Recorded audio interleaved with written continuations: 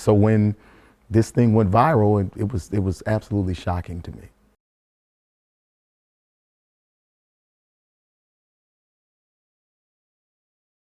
Well, first of all, take me back to when that video actually happened. That video actually happened at the International Pentecostal Assemblies of the World National Convention in August, I believe, of 2024. And I was one of the speakers for that week.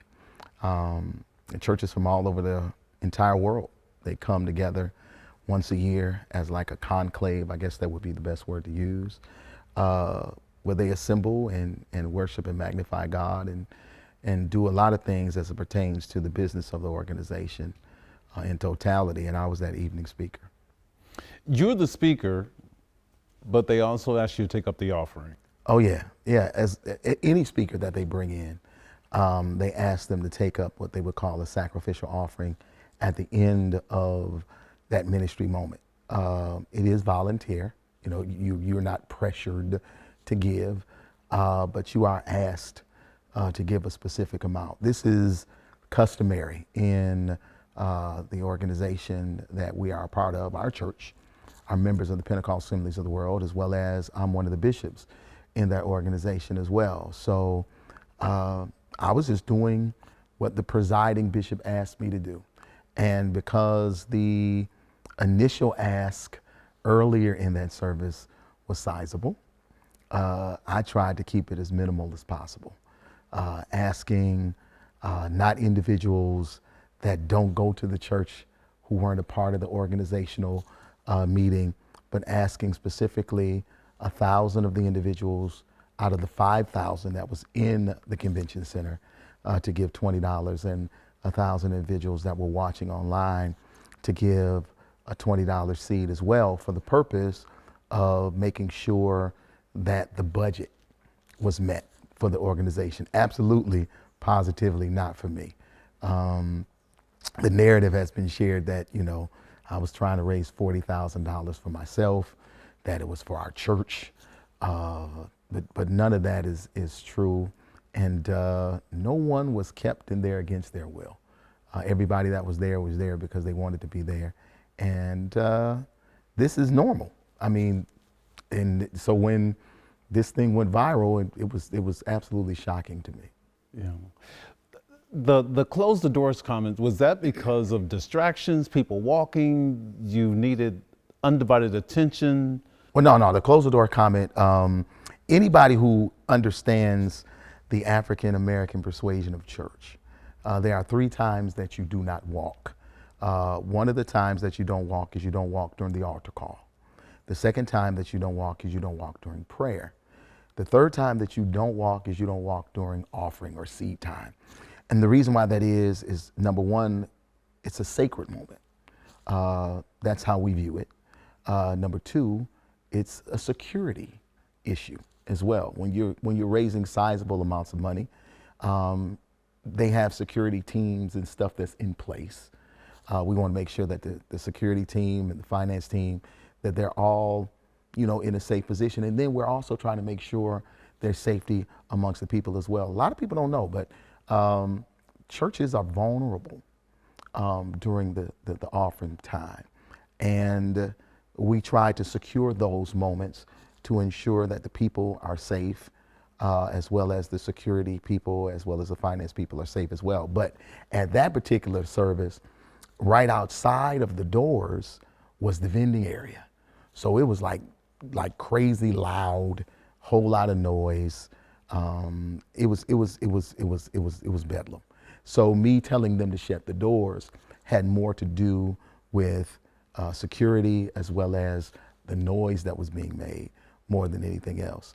And again, I can understand how it could be misinterpreted, because you didn't see what I saw, you didn't hear what I heard, but it was never about, you know, keeping people captive, hostage, or anything like that. It was really just about us making sure that the teams that function within the national organization were safe, the finance people were safe, and that the noise that was happening outside was quieted. You know, a lot of times we're told, don't read the comments. Don't read the comments. I don't read comments. My kids do, though. And because my kids were reading the comments, they started calling me. And then my members, they were calling me. And I had to tell my children, stay out the comments. Don't respond in the comments. I have a very large following. I have like 2.9 million followers on Facebook, almost 1 million followers on Instagram. I have 500,000 followers on X. I have a large following. I have 600,000 Instagram followers. Not Instagram, 600,000 YouTube followers. So when you have a sizable amount of people that follow you, you're not reading the comments. I don't go into the comments at all. My kids were. They were upset. They were troubled by the things that were being said. People were very visceral. They were attacking death threats. They called the church, cussing me out, death threats here at the church. And I'm like, all of this because of a misinterpretation of a 30-second clip, a misunderstanding. And even when I tried to explain it, because people I've learned aren't interested in context, especially in the day and time in which we live, we're caught up in clickbait. And people are making sizable amounts of money off of this little clip. It comes with the territory. I'm not just an international preacher. I have to come to grips with the fact that I am a notable celebrity. I have notoriety. I have an international name, not just simply because of what I do within the organization, but I have an international name because my music is global. It's not just in the gospel music arena, but it's secular. They play me at funerals and they play me in the clubs. So, understanding that, it comes with the territory. So I'm not really offended. I'm not afraid, even though we've had to increase security here at the church. And a lot of my key people are very, very concerned. But in the midst of it all, I tell people all the time, it comes with the territory. So you just kind of have to, go with the flow, and hopefully those individuals that really have a heart to want to understand, that they'll do their due diligence, but most won't. So you just got to take the good with the bad. Yeah, I've known you for years, and I think I know your heart. Hearing the negative comments and the situation being taken out of context, that had to hurt here. Well, it did a little, because when you're striving to be an individual that is absolutely integral, you hear all of the bad things, even though, to be perfectly honest with you, very few preachers are doing bad things. We just assume that every preacher is trying to pimp people and trying to take advantage of them. And that's not my heart, never been my heart. So because that's not my heart, never been my heart, to have my name being, eviscerated, for the sake of a better word, over something as simple as $20 and saying close the doors. It was a little heart-wrenching. However, when I look at the big picture, I'm thinking to myself, well, I don't have babies all over the place. I'm not running women. If the only thing they can talk about me doing is asking people to give $20 to support an organization that I grew up in and that I value, not for my own personal benefit, but for the benefit of blessing the organization so that they can do the things that they're striving to do across and around the world, I can take this hit because it's not a bad one. Yeah. Take me to Easter Sunday. Easter Sunday, I'm excited. Oh, I'm so excited about it. I'm excited about Easter Sunday because we got the opportunity to do a partnership with the University of Texas, Arlington, and we're going to be on their campus. And 2,600 seats, because we actually have outgrown our sanctuary for Easter. Last year, I believe we probably turned away about 400 or 500 people, and we don't want to do that this year. And exceptional musical guest, Lisa Page Brooks will be with us. I'm going to be preaching. And, you know, the day before, we're doing a gas giveaway, excited about, you know, coming into the community and doing an outreach there. It's going to be exciting, man, because, you know, at the end of the day, it's all about the resurrection of our Lord and Savior Jesus Christ. This stuff is never about me. It's never have been. So, you know, if this bad press brings people there, it's going to be an amazing moment. Plus, the sermon I'm preaching, tell me, it's called "Close the Door." If everybody else could use this moment and make it something that it isn't, I might as well take this moment and make it something positive. Nice. So, you giving back to the community is nothing new. Nah. How did the gas giveaway come to be? The gas giveaway came to be because this is something that I've always wanted to do. When I was in Michigan for 16 years, actually, my goodness, when I was in Michigan, my daughter just turned 28. So for 26 years of her life, my late wife and I, Dr. Melinda P. Sapp, we did a back to school rally every year where we would give away 2,000 and 3,000 backpacks. So, and then we'd give away food in the community, toiletries, the whole 9 yards. So a part of my passion in ministry is to do things that are outreach oriented, because we got to leave the four walls, man, of the church. We just can't be in here, you know, lifting up our hands, praising, worshiping God, which is a part of our assignment. But, you know, being able to go out and to make impact in the community. And then not only that, but this is our invitation to those who are in the area to hopefully, prayerfully get them to come and be a part of what we do on Resurrection Sunday or Easter Sunday as well. So it came to be just, you know, I'm like, this is something I'm passionate about, you know, especially in the market in which we live, with everything that's happening, gas prices going up and stuff. If we can be some form of a help, some form of a support, you know, help some families, you know, we might not fill it all the way up, but we're going to make sure that we put enough gas in your car that you can get around a few days. You know, that's what I'm really excited about. No doubt you'll be part of future conventions for the PAW. I don't know. I don't know. They just may ask you to take up the offer. Oh my God. Your takeaways. What about the next time you're asked to take on that responsibility? You know, honestly, I don't know if there are any takeaways. You know, I looked at the video and sometimes I said, well, maybe I was, you know, I don't think that I was aggressive. I may have been assertive as it pertains to asking them to close the doors. This is our system. I mean, I don't think the system is ever going to change. People have said, well, why don't we stop, you know, broadcasting, if you will, you know, taking up offerings online.